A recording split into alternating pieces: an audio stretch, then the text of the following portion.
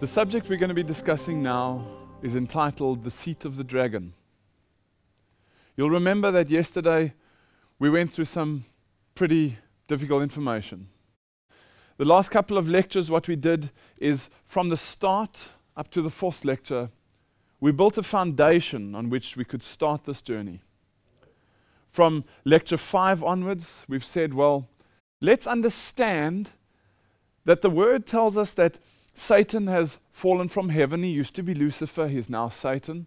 And in that, with him falling, he now deceives the whole world. In order for us to be able to watch and see, as Jesus and the various apostles said, warn us about the future, to identify what we need to look for. When the disciples came to Jesus, they said to him, tell us, what must we look for? What will be the sign of your coming and of the end of the world? Jesus said, make sure that no man deceives you. So over the next couple of lectures, we're going to be looking into some very interesting and some very dark subjects. The Seat of the Dragon has been entitled that for a specific reason. And through the lecture, it'll make more and more sense. When I do this lecture and the next couple of lectures, I get people that come to me and they say to me, why are you honoring Satan by speaking about him? And I say to them, no, I'm not honoring Satan by speaking about him, but you cannot expose him if you don't speak about him. You see, the Bible warns that Satan will transform himself into an angel of light. That is somebody who comes speaking godly things, giving you the warm, fuzzy feeling. And his ministers will come as ministers of righteousness. And if it is the case that Satan is coming across as light, and Jesus is coming across as light at the same time, you've got two contradicting lights. There's no way to identify the one from the other unless you turn Satan's light into the truth that it is, which is darkness. In other words, if we're going to be looking at a picture, maybe the picture behind me on the wall, you'll notice there that the point of the greatest impact is the point of the greatest contrast. In the same way, the only way to understand the deceptions of Satan is to contrast his darkness that is masquerading as light against the truth of Jesus Christ. This way, we'll be able to color in the picture and realize that Satan has been a liar from the beginning, exactly as it says in the Word of God. This message, again, is heavy on the heart. Truth is independent of your or my opinion. By its very definition, truth is intolerant of error, every aspect petitioning to the conscience for acknowledgement. The individual, that's you and I, however, hold the key to admit or reject this information. So from here on in, I'm going to have to speak straight. There's no way I can beat around the bush. There's no way I can soften this message. If we are going to expose Satan for who he is, we're going to have to pull the blanket off and speak straight. In the previous lecture, we looked at 21 biblical identifying marks or identifying characteristics that the Bible lays out to warn us the Antichrist figure will have the following identifying marks. Look out for him and point him out that you can see where he is, who he is, and what he's doing in the world. We're not the first to have gone through this exercise. Martin Luther, who was possibly and probably the most renowned reformer of all time, it's written in the history of the Reformation of the 16th century in the book on page 215 that Luther proved by the revelations of Daniel and St. John, by the epistles of St. Paul, St. Peter, and St. Jude, that the reign of Antichrist predicted and described in the Bible was the papacy. Luther knew who the Antichrist was. What about Thomas Cranmer? This is the founder of what we now today know as the Anglican movement. Thomas Cranmer wrote, "Whereof it followeth Rome to be the seat of Antichrist, and the Pope to be the very Antichrist himself. I could prove the same by many other scriptures, old writers, and strong reasons referring to the prophecies of Revelation and Daniel." Again, it's not just him and Luther and you and I that know this truth. In the book All Roads Lead to Rome, there's a whole cloud of witnesses that know the same. Wycliffe, Tyndale, Luther, Calvin, Cranmer. In the 17th century, you had Bunyan, the translators of the King James Bible, the men who published the Westminster Baptist Confessions of Faith, Sir Isaac Newton even, Wesley, John Wesley, Whitefield, Jonathan Edwards, more recently Spurgeon, Bishop J.C. Ryle, Dr. Martin Lloyd-Jones. These men, among countless others, all saw the office of the papacy as the Antichrist. So even though this might have come as a shock to you when we did that biblical revelation in the previous lecture, this has been common knowledge for many, many, many years. Why doesn't the media tell us about this though? What's going on? Why don't I know this information? Well, you see, this is the reason that we're doing these lectures. It's being covered up to a certain extent that we now have to come and expose the deceptions that the Bible speaks about. These are words spoken by Our Lady of La Salette to Melanie Calvat. This is in 1846. This is a fully approved Catholic Church apparition. The words state the following, from a Catholic source: Rome will lose the faith and become the seat of the Antichrist. Another Roman Catholic source, which is The Last Days of the Catholic Church, page 3. This is by a conservative Roman Catholic scholar, W.F. Stroge. He writes, "I scoff at the notion that anyone other than the Pope could be the Antichrist." We've identified that the Antichrist is the papacy, the false system of worship that he heads up. Now, it is critical to understand how this Antichrist power will deceive the world on behalf of Satan. And that's why I've entitled this lecture, "The Seat of the Dragon." Because in Revelation 13 verse 2, it states the following: "And the beast that I saw was like a leopard, and its feet were like a bear's, and its mouth was like a lion's mouth." Now listen to the wording. "And to it," that's the Antichrist beast, "the dragon gave his power and his throne and his great authority." Here we have a reference to the Antichrist beast, and we have a reference to the dragon. Now, just as I did in the previous lectures, I'm going to ask you again, who's the dragon? Well, I can't tell you who the dragon is. The Bible has to tell us who the dragon is. Let's look at Revelation 12, verses 7 to 9. "There was war in heaven. Michael and his angels fought against the dragon, and the dragon fought and his angels. And that great dragon was cast out, that old serpent called the devil and Satan." Another reference in Revelation 20 verse 2 says, "And he laid hold on the dragon, that old serpent, which is the devil and Satan." Here the Bible points out to us that the dragon is Satan. Now there was a war in heaven between Michael and Satan. Michael means, just like the word Jacob meant the deceiver, and his name was changed to Israel, the man who fought with or wrestled with God and overcame, the overcomer. The name Michael means he who is what God is. So there's a war in heaven between he who is what God is and the dragon who is Satan.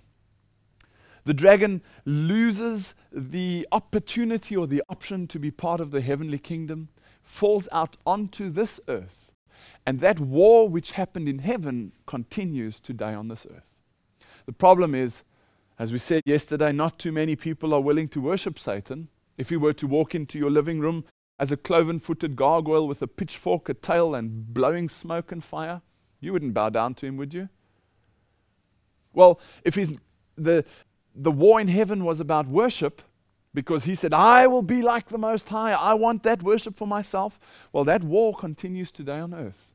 And if we're not going to bow down to him openly, well, then he's going to have to trick us into doing something that we might previously not have planned to do. And that's why in Matthew 24, verses 4 and 5, it reads, when the disciples came to him and asked Jesus, tell us what will be the sign of thy coming?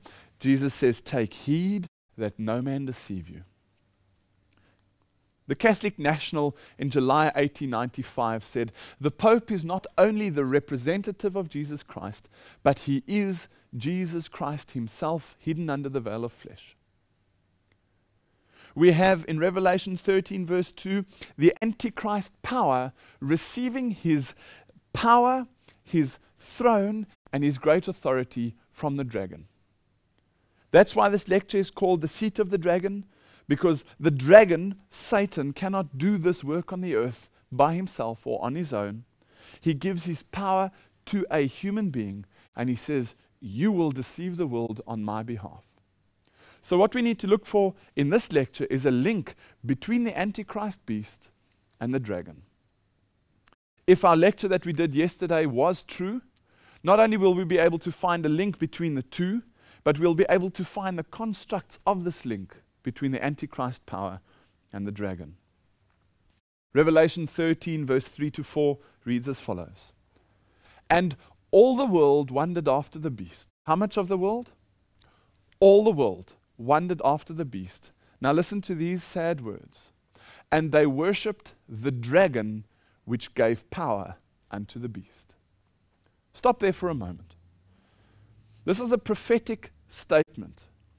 All the world, every single country around the world worshipped or wondered after the beast.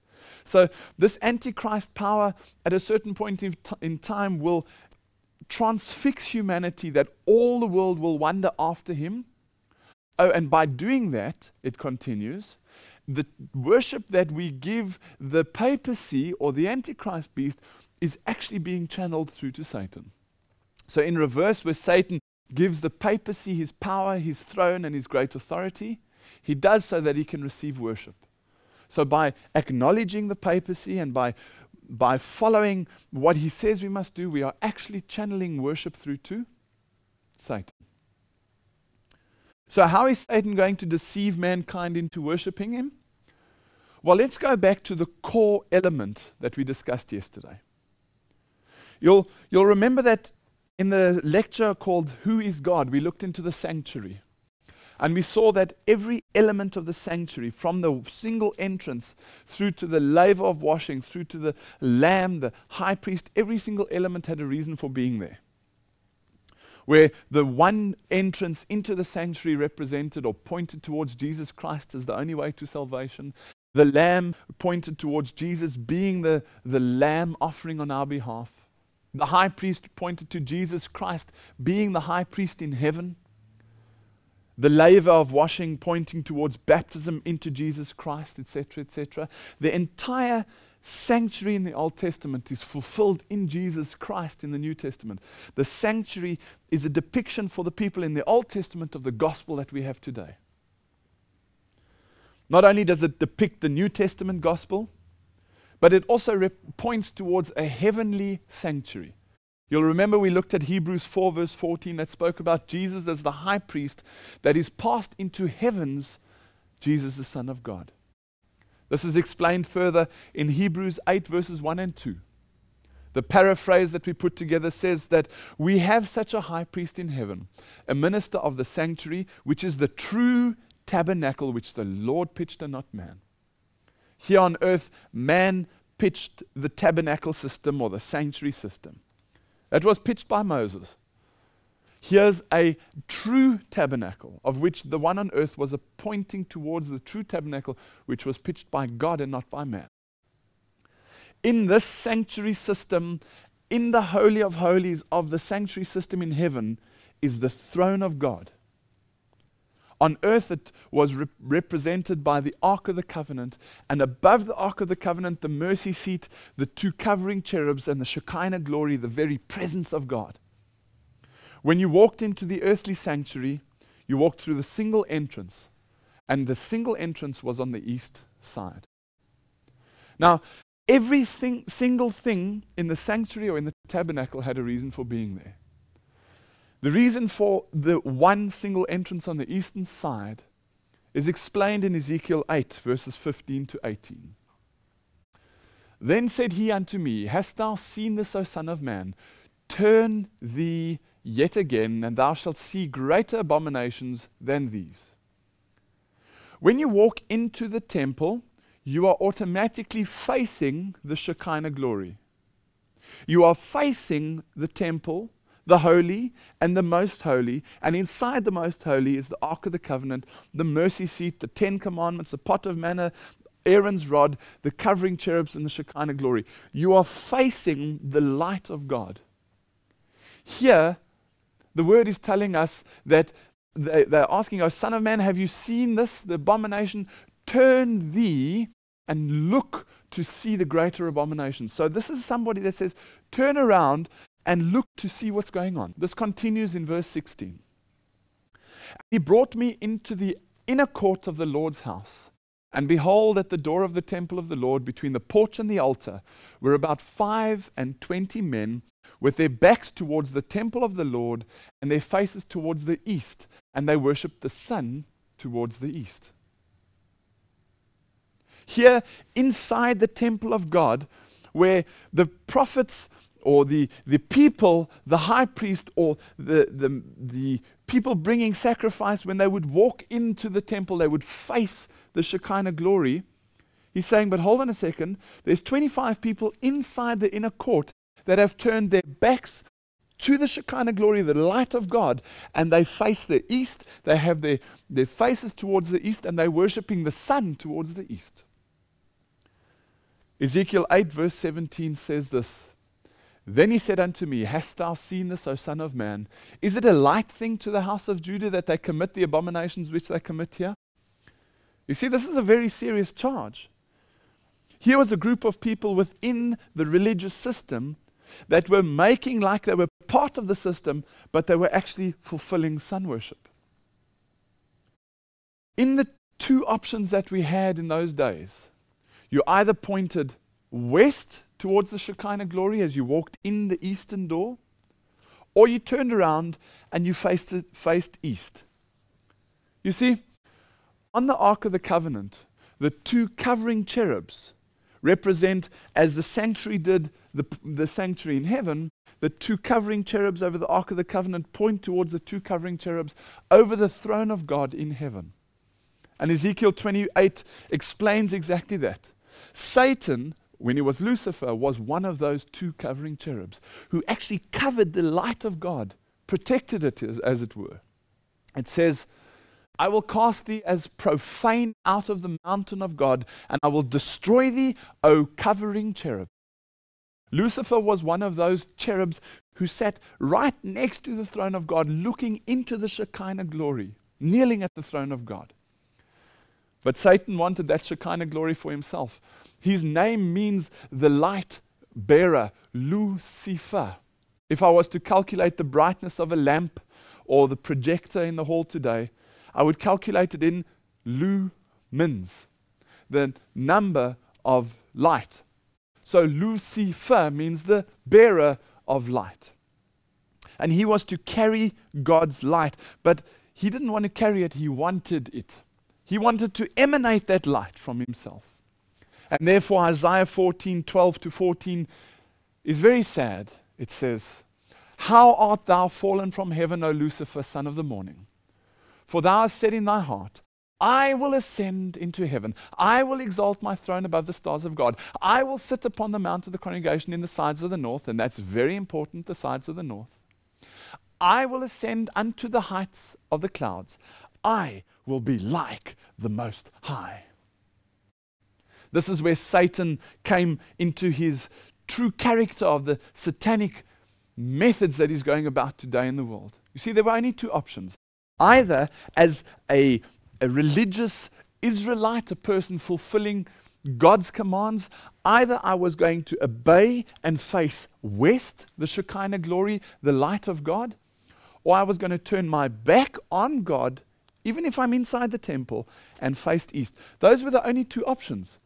You either face west and you face Yahweh, or you face east and you face sun worship.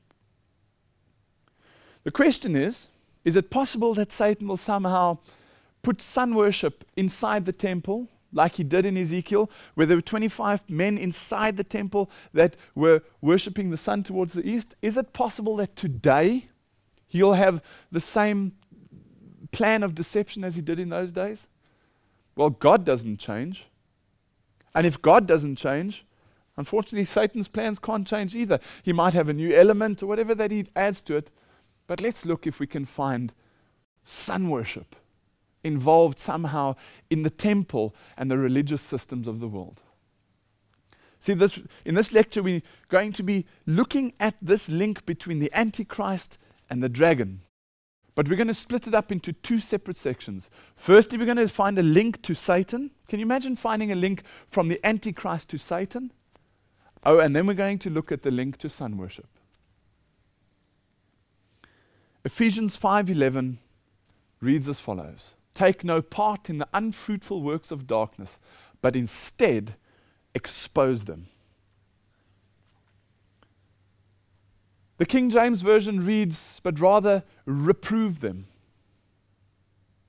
If you read the very next sentence or the very next verse, it says, "because it is shameful to even say or speak about the things that are done in secret." Now some people say, well, there it says, don't speak about it because it's shameful to speak about these things. Well, if that was the case, the Bible would be contradicting itself. Don't have anything to do with it, but rather reprove it, expose it, get rid of it, and then say, but don't speak about it because it's shameful what happens in secret. In context, Ephesians 5:11 and 12 explain that these things need to be uncovered in order to understand how to keep away from and make sure you don't become part of satanic deceptions. So let's look into this. Let's look into this. Is it possible we can find a link from the Antichrist to the dragon, thereby fulfilling the seat of the dragon? Carol Wojtyla, who became Pope John Paul II, when he was a cardinal, he said, "We are now standing in the face of the greatest historical confrontation humanity has gone through. I do not think that wide circles of the American society or wide circles of the Christian community realize this fully. We are now facing the final confrontation," listen to this, the final confrontation between the church and the anti-church, of the gospel versus the anti-gospel. This is the highest cardinal who became pope saying something's about to take place. The wider American circles don't know about this. The world doesn't know. Oh, and neither does the Christian church. But this is going to happen. One just needs to look inside the Vatican to see whether there are any possible traces. And as you walk in the main entrances, you look up into the ceiling of the arch and you'll see eagles crowned. You'll see triple crowned tiaras. And not only that, on the right and on the left of the top of this arch, you'll find what's called the divining serpent, the serpent dragon power that has been crowned. Look a little bit further. This is inside the Basilica of San Pedro, St. Peter's Basilica. Gregory the 13th monument, this is the monument to him. On top of his tomb, you have the dragon with his arm over the Pontifex Maximus. This is a depiction of the power which is holding him in. Who's he working for secretly? Well, let's go a little bit further. This is an image on the papal crest itself. In the Vatican Museum, if you were to go and look for the papal crest, they would show you this is what it is. This is called the Vatican. Vatus meaning diviner, serpent being known as can. The Vatiscan, or the Vatican, the divining serpent. Just the wording alone already points towards some infiltration or some hidden meaning behind Vatican, the serpent power. Walk across in the Vatican to the tomb of Pope Alexander VI, and you'll find there a statue on the right of his tomb called La Verita, which means the truth. There you'll see that she stands with her foot on the earth, but she's clasping something above her shoulder or at her shoulder under her chin, as you would either a loving child or maybe a violin that you would play, covered up mostly by her hair. This is a statue which is called the truth, And if you zoom in, you see that the truth is the sun. The obelisk also has a certain representation in the Vatican. Right in the center of the Vatican, and as you'll see in a couple of images' time, is the obelisk, which has got certain pagan affiliations. Let's read what it says. The obelisk has been part of pagan worship from the days of antiquity. Obelisks have played a large part in the worship of Egypt. Originally, the obelisk was associated with sun worship. Pagans believed that the obelisk had a sexual significance. Realizing that through sexual union life was produced, that the phallus, which is the male sex organ, was considered along with the sun a symbol of life. In order for the obelisk to carry out its intended symbolism, it was placed upright or erect. Thus, the obelisk pointed up towards the sun. The obelisk was often placed at the entrance of pagan temples. The obelisk is a representation of an ancient pagan rite called phallic worship. It's the combination of the male power with the female sun energy. We'll have a look at this later in some of the other evolutionary type quotations that we'll look at. But it's together with the sun's energy that certain things can take place.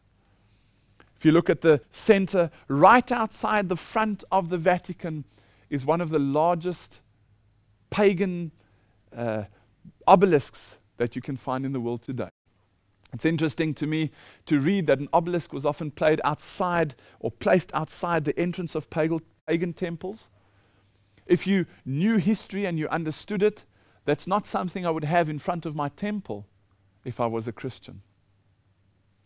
In the Old Testament, these obelisks of the temple are called the images of Beth Shemesh. And in Jeremiah, it's quite specific about what to do with them. It reads, "He shall break also the images of Beth Shemesh, that is in the land of Egypt, and the houses of the gods of the Egyptians shall he burn with fire." Jeremiah here is pointing towards Egypt and saying the Egyptian type religions that had Beth Shemesh type figures, these obelisks, they were known as the houses of the gods. Burn them and break them, get rid of them. They are not for Christian or religious consumption.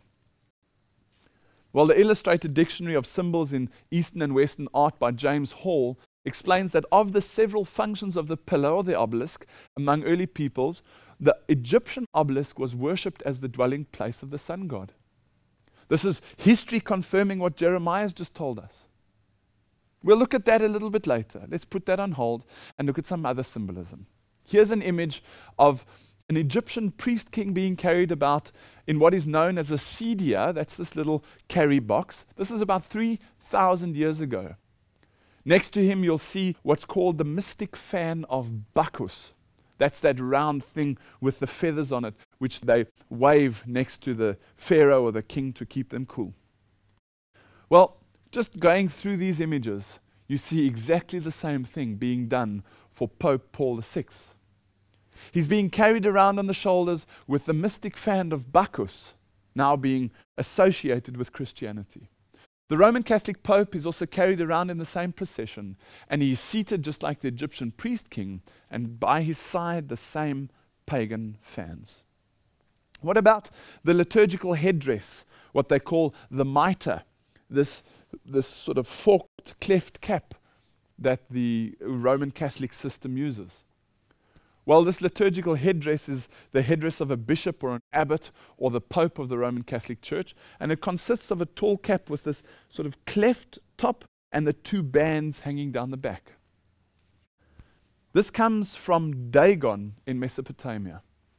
This is not something they've made up or something they might have considered might look good. It's a symbolism of Dagon, the fish god, with the open mouth on the top of his head and the two tails running down the side of his back. Another symbol which we'll get to have to know quite well through the rest of these lectures, and this one I'm going to pull through all the lectures, is what's known as the Baal Hadad. Here's an image, the Assyrian-style relief of King Barak from Syria of the 8th century before Christ. Note the solar deity Baal Hadad shown as a disc in a crescent. This is very important, and this one I want you to keep in mind. We're going to look at this in future lectures. It's interesting to note that Roman Catholicism has this idea of Mary and child, Mary with Jesus. But yet all pagan religions have got the same idea. In Egypt, Mary and child, or mother and child, were worshipped under the names Isis and Osiris. In China, they had the same thing. In India, they have the same thing. In Catholicism, it's known as Mary and child. Going back to the Baal Hadad, this circular disc in the half moon or the crescent moon, here you have an image also from Egypt on the right-hand side, where you've got the all-seeing eye, which we'll get into in some depth, underneath this Baal Hadad. When the Roman Catholic Pope or one of the priests holds up the Eucharist and he turns and he looks around and he shows the congregation the Eucharist in a mass, this process is called the process of transubstantiation, where they take the Eucharist, this wafer of bread, and they turn it literally into the body and blood of Jesus Christ. When he holds it up and it's revered, what they then do afterwards is they place it inside a monstrance. Here's an image of a monstrance. It, as you'll see, has got a circular disc with the rays, what seem to be the rays of the sun coming out, and underneath it you have the crescent moon. Another depiction of it is this crescent moon device where you would put the Eucharist inside and on top, fulfilling a perfect example of the Baal Hadad from ancient times. The Baal Hadad, incidentally, was the sun god that was worshipped, with the moon representing the sea as the sun would dip down behind the horizon and die every night and be reincarnated and be born. The Baal Hadad was a fulfillment of sun worship. Today, every time a mass is done or the monstrance is used, and Pope Benedict, as is shown in this depiction here, holds up the sun disk for the world to see. This is the fulfillment of an ancient pagan rite being garbed and covered under the cloak of Christianity. Even Mary is depicted as the woman, the bright light, or the star of heaven inside this disk or this crescent moon. One of the things that you'll come to realize is that Satan also speaks out of both sides of the mouth. He can either be male or female. And this image shows a male saint, or Jesus Christ as it were, standing inside the crescent moon with the sun disk behind his head. Just prior to that, we showed Mary inside the crescent moon with the brightness behind her. Doesn't matter when you're working with occult forces if it's male or female. It's all one entity, because Jesus Christ is represented as a male. God in heaven is represented as a male. And Mark 13 verse 6 says, "For many shall come in my name, saying, I am Christ, and shall deceive many." With these various symbols and things that are done in the ceremonies, people fulfill what they don't realize are actually pagan rituals and rites from ancient pagan religions. The question we're asking, is it somehow possible that Satan will put sun worship inside his temple and deceive mankind? Well, just from what you've seen already, you can already draw a conclusion. But just take for a moment this image of the throne of the King of Rome. This is the papacy's chair, the seat of the Pope, inside St. Peter's Basilica in Rome. If that doesn't show sun worship in the temple of God, then I don't know what will. You see, the deception inside the Roman Catholic Church and inside this false system of worship has to do with sun worship. And in order to explain the depth of this deception, we're first going to have to see if we can find a link to Satan. So I'm going to ask, let's pull up the handbrake for a moment on this lecture, on the sun worship portion of the lecture, and let's see if we can find a link to Satan. I can't tell you it's there. They will have to admit that it's there. Malachi Martin is a pontifical professor from the Vatican. He is quoting Pope Paul VI's reference to a satanic enthronement ceremony that was held in Rome. He says in his book, The Keys of This Blood, on page 632, "The smoke of Satan has entered the sanctuary." Is it possible that somehow the smoke of Satan has entered the sanctuary? Well, let's have a look a bit further. Catholic Archbishop Emmanuel Malingo, he states in one of his speech was entitled Satanists at Work in the Vatican. This was a speech that he did at Fatima 2000 International Congress on World Peace held in Rome. Read with me what it says. The devil in the Catholic Church is so protected now that he is like an animal protected by the government. Malingo obviously cited papal statements to back up his charges. To the question, are there men of the Curia who are followers of Satan? In other words, are there priests or bishops or some of the clergy who are followers of Satan? Malingo responded, certainly there are priests and bishops.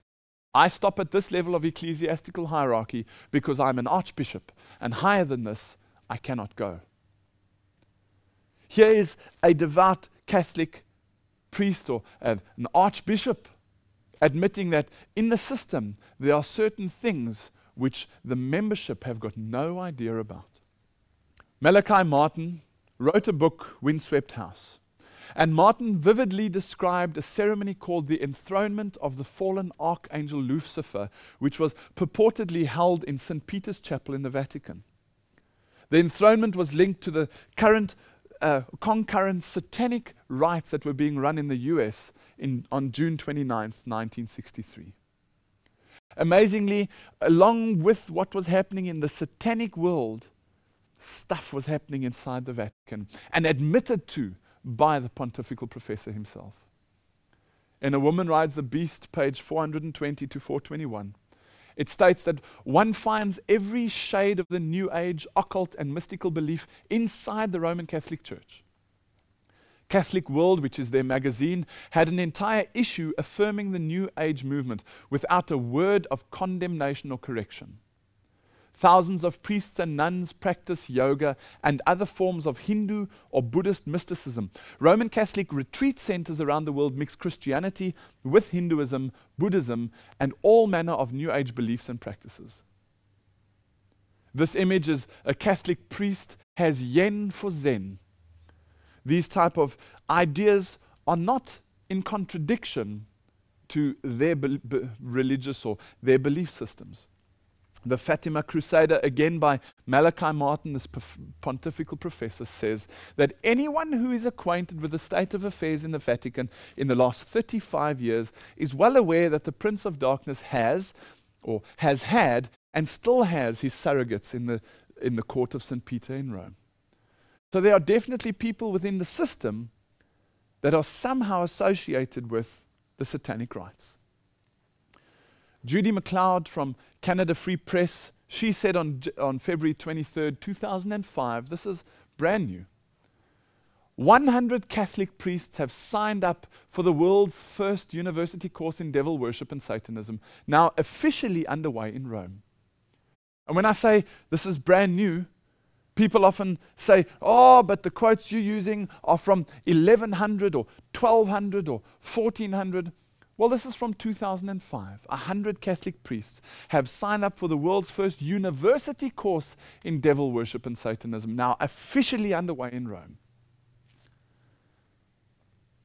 You see, you've got to take this from all perspectives. You can't just look in the Bible and say, well, the Bible says this, boom, it must be that. We have to make sure that extra biblical information confirms what the Bible says.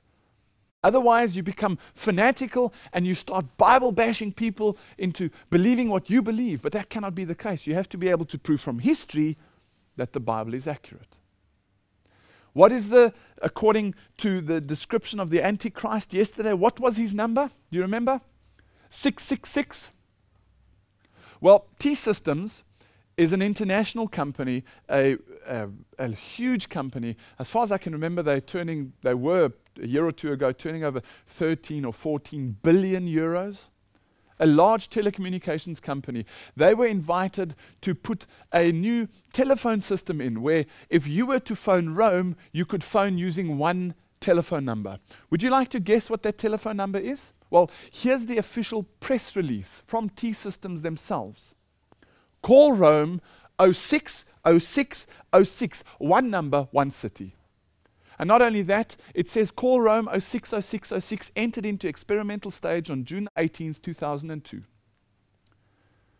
Just stop for a moment and ask yourself, June the 18th, is there anything inside that? Well, which month is June in the year?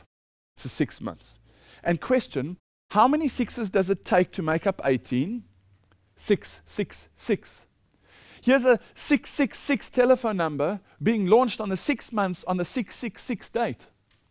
This is what's called signal information or secret hidden information confirming what the Bible is saying. Today, you can go onto the website, this www.commune.roma.it, go to their own website, Rome in Italy. There it is for all the world to see. Call Rome 060606, one number, a whole city, and everything you can do on this number. This system is now up and running. When I speak on this subject, it's such a profound topic that we have to take this from all angles. It's no more powerful than to be able to show you people that have come out of the system and with their own mouths are saying what the Bible is saying. William Schnöbelin is an example of one of these people. He is an author of 7 books. He's an ex-satanic high priest. He is an ex-voodoo high priest. He was a 9th degree Ordo Temple Orientis, which is the system that Aleister Crowley put in place. He was a second degree Church of Satan. He was a New Age guru, an ex-occultist, an ex-channeler, a 9th degree Rosicrucian, and an ex-high Freemason. He's also an ex-member of the Illuminati. I think this man would be able to shed some light on his experiences. Remember, we are looking for the seat of the dragon. Look at these video clips together with me. I was raised in a very religious home, but I didn't know Jesus Christ from a doorknob. I didn't know much about the Bible. I wanted to get into the ministry, which in my case was through the Roman Catholic Church. That's what I was raised in. And I knew very little about the Bible, and I wanted to be a priest. When I got to college, however, I had my plans somewhat derailed. I'm going to pause here for a moment. Here's a gentleman. He wants to know more about the Bible, and it's going into the Roman Catholic system to do so. All he wants to do is become a priest. And I wanted to be a priest. When I got to college, however, I had my plans somewhat derailed by 2 forces that were very strong at that time. This was the time of the Vatican Council, Second Vatican Council, when a lot of ferment was taking place in the Catholic Church. A lot of my professors were telling me that the Bible wasn't really true. What little I knew about the Bible was false, that Moses didn't really part the Red Sea, that Adam and Eve never really existed, that Jesus didn't really rise from the dead. What did that leave me? You know, here I was going to be a priest, and I didn't know what to believe in. The other thing that happened, 2 convergent forces, is I had some professors that today would have been called New Agers. Back then, the word wasn't even heard of. And they played on a doctrine that's part of Catholic theology. And this doctrine is the idea that the priest is another Christ. And when you go up on the altar and you confect the sacrament of the Eucharist, as it's called, which means you turn the bread and wine literally into the body and blood of Jesus, you are acting literally as another Christ. And they told me, these particular professors, if I wanted to do that, if I wanted to be another Christ, I had to do the same things that Jesus did to attain that exalted state. See, they did not believe that Jesus was God Almighty. They believed he was a kind of ascended master, and that he had learned how to do all of these things by going and studying under gurus in the Far East and studying under the Magi of Egypt. And some of you may have heard about this, either from bookstores or TV shows. I've got a couple of these clips to show, but keep in mind, this is a man who wants to know more about the Bible. He goes into the Catholic system where the people with all the PhDs and THDs and DDs and all these big names behind them, big letters behind their names, are guiding him into what he now identifies as New Age theology. He's being led down the wrong path, even though he has the right intentions. Let's continue. Now here I was 18, 19 years old. I was being told this stuff by people who had PhDs, THDs, DDs, you know, all that stuff behind their name, you know, Roman collars on. What was I supposed to think? So I believed in them. I began studying the occult because I thought this was a way that I would become more Christ-like. See the sinister logic? This man trying to find Jesus has now been led into the occult. didn't understand that at that time. So what happened was I fell into this. And by the time I got through most of my college years, I had realized that the most efficient way, the most powerful way to acquire occult knowledge was in fact to become a witch. Now, that might seem a pretty broad jump from being a candidate for the ministry to becoming a witch. So from wanting to be a priest, into the New Age, into the occult, he's now being told to become a witch. Before we knew it, though, new things began to come on the horizon. Both some of my friends who were witches, in fact, the guy who owned the occult bookstore in town, and also some of my spirit guides, because I was also a trance medium, or what today would call a channeler. I'd been ordained as a spiritualist minister and trained in that, began to tell us that if we really wanted to understand the deep parts of witchcraft, we need to get involved in Satanism. We need to read the Satanic Bible. And so I bought a copy and looked that over, and it was very, very interesting. I agreed with much of it, which would have astonished me just a few years earlier when I'd begun my occult studies. And see, this is how Satan does things. He gradually introduces you to ever more and more bizarre doctrines until all of a sudden you're overwhelmed. Well, I joined the Church of Satan, and soon after that, I ended up getting the second degree in the Church of Satan, which is called Warlock. This is the certificate, excuse me, that you will see. This is also in a couple of my books. It's reproduced. You'll notice down at the bottom here, I even got Anton LaVey's autograph. Isn't that wonderful? For those of you that don't know who Anton LaVey is the head of the Church of Satan. In order to get into that, though, there was something very important I had to do. I had to become a Freemason, because you can't get involved in Satanism on the hardcore level without first being a Freemason. And so I found someone. I was sponsored into the Masons, and I became a first, second, third degree Mason. I went through the York Rite. I went through the Shrine. In fact, this is my, my little shrine portrait here. As you can see, by this time, I'd kind of shed some of my hippie appearance. I just shudder every time I see that thing. But this is just kind of by way of documentation that I really was involved in these things. That was my official shrine portrait, which they took as part of my initiation. Then soon after that, I went through the Scottish Rite as well, so I basically covered all the branches of Masonry that there are to do. And then I went even beyond that. But this is my certificate as a sublime prince of the royal secret. That's the title, 32nd degree Mason. As you'll see at the end of this clip, you'll see the Ordo ab Chaos on the Freemasonry certificate. This is order out of chaos. This is the motto that they have. They have to create chaos in order to find order. Order that comes out of chaos. Now, the information he's just given comes as a shock to many Freemasons because they don't understand at the lower levels what they're part of. I'm going to be covering this in more depth in later lectures to make sure that what he's saying about Freemasonry can possibly be true.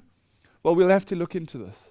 But understand for the moment that this man wanted to find the truth. He wanted to know Jesus better. He wanted to work with the Bible and become a Catholic priest. He's been led into the New Age, then into the occult, and then into Satanism, becoming a witch.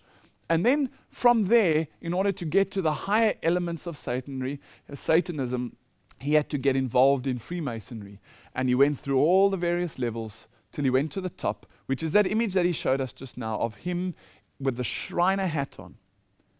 I just want you to notice for a moment, what is a shrine? If you were to go to the dictionary and look for a shrine, it's a temple, a type of place of worship.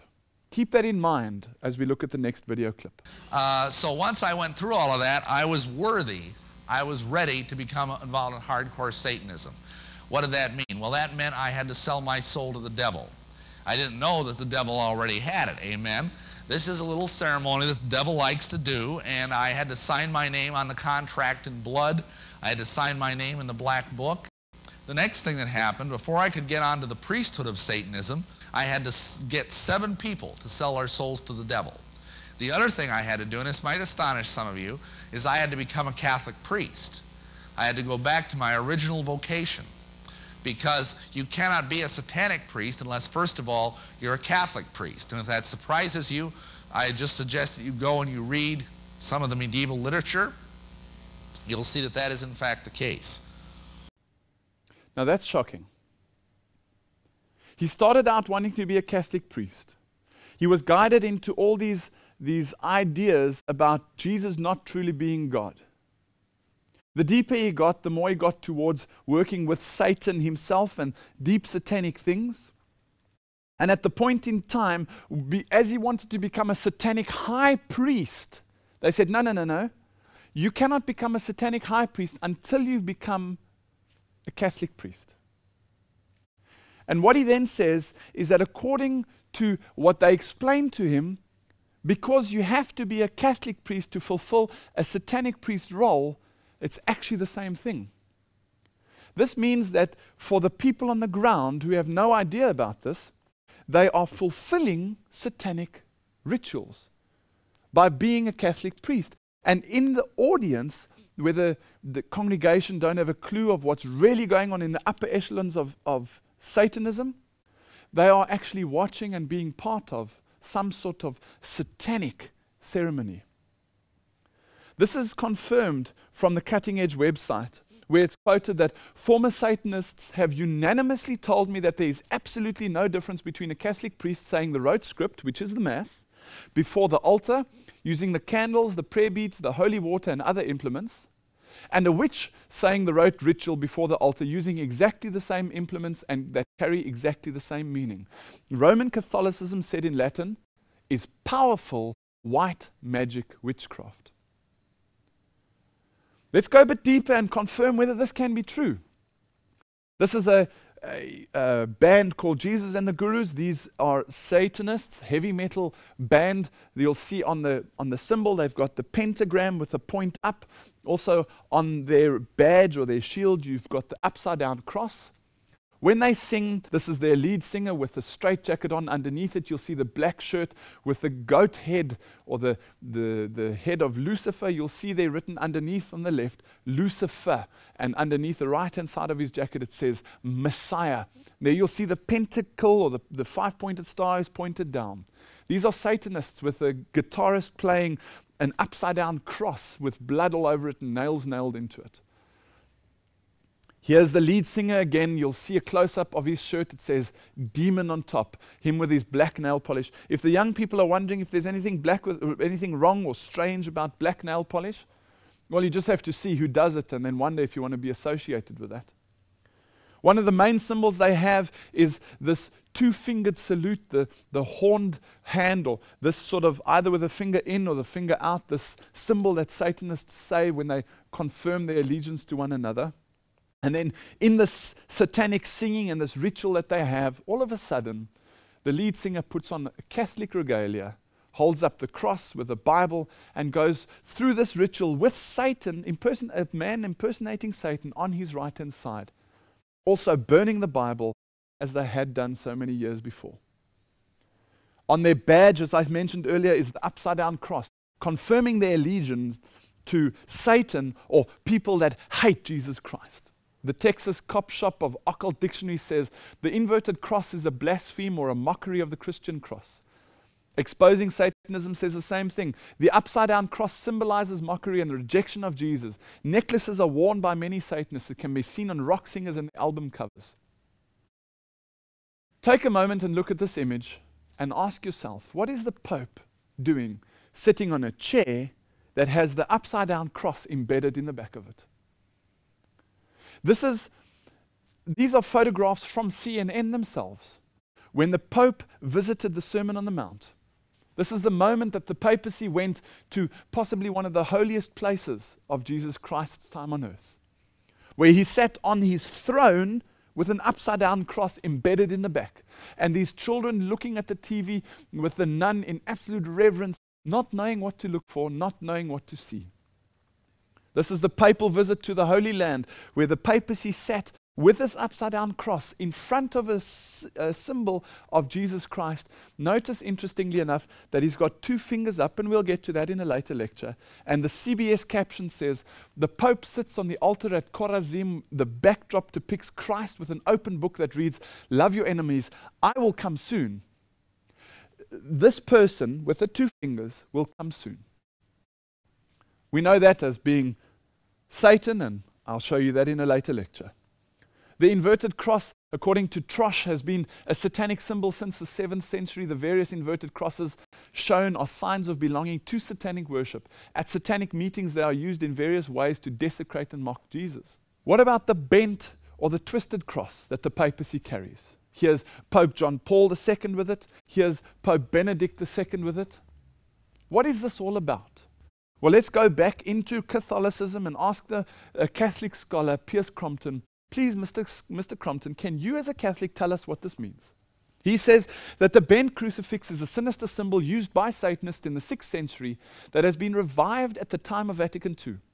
This was a bent or broken cross on which was displayed a repulsive and distorted figure of Christ, which the black magicians and sorcerers of the Middle Ages had made use of to represent the biblical term, mark of the beast. He continues, yet not only Paul VI, but his successors, the two John Pauls, and obviously now the Pope Benedict, carried that object and held it up to be revered by crowds who had not the slightest idea that it stood for Antichrist. This bent cross, which he holds up, and the people, yay! They don't have a clue that it actually means Antichrist. Malachi Martin said that, or he expounded a little bit on this issue that we have currently in the media of pedophilia. He said, the incidence of satanic pedophilia, in other words, the rites and the practices, was already documented among certain bishops and priests as widely dispersed as Turin in Italy and South Carolina in the United States. The cultic acts of satanic pedophilia, now listen carefully, are considered by professionals to be the culmination of the fallen rites. Did you notice that fallen was with a capital F? The satanic pedophilia happening within the church organization is actually part of the ritual of the fallen archangel Lucifer. And that's why CNN on Sunday the 15th of July 2007, this is brand new. The diocese decided to settle the sex abuse claims to a value of $660 million. This is something that's going on inside the Vatican, inside the entire Roman Catholic system. And it's something that is not being stopped. It's something that continues when they use pedophilia and they abuse children for their satanic rituals, which nobody knows about. It's not stopped. The people aren't put on suspension. You'll see in the next quote that this payment out has already cost up to $2 billion. Los Angeles, the Diocese of Los Angeles alone accounting for a quarter of that, $500 million for one diocese alone. Interestingly enough, though, from CNN themselves, they say that as part of the settlement process, the Los Angeles Archdiocese released documents that showed a pattern of denial. Priests accused of sexual misconduct took sick leave. They were sent to therapy. Now listen, they were transferred to other parishes, and most were allowed to continue in the ministry for years after the first accusations. You see, for the people inside, it's not a shocker. Oh, bummer, we've been caught. You know, what can we do? Malachi Martin again says, suddenly it became unarguable that now during this papacy, the Roman Catholic organization carried a permanent presence of clerics who worshipped Satan and liked it. Of bishops and priests who sodomized boys and each other, of nuns who performed the black rites of Wicca and who lived in lesbian relationships every day, including Sundays and holy days. Acts of heresy and blasphemy and outrage and indifference were committed and permitted at the holy altars by men who had been called to be priests. He says in his book, Windswept House, sacrilegious actions and rites were not only performed on Christ's altars, but had the support, or at least the unspoken permission, of certain cardinals, archbishops, and bishops. In other words, the top people know about this. Cardinals, archbishops, and bishops. In total number, they were a minority, anything from 1 to 10% of the church personnel, but of that minority, many occupied astoundingly high positions of rank. Now, it doesn't matter the percentage of rot in a system. What matters is the Bible says that there's a link between Satan and the Antichrist. What matters is that the dragon gives the Antichrist his seat, his power, and his great authority.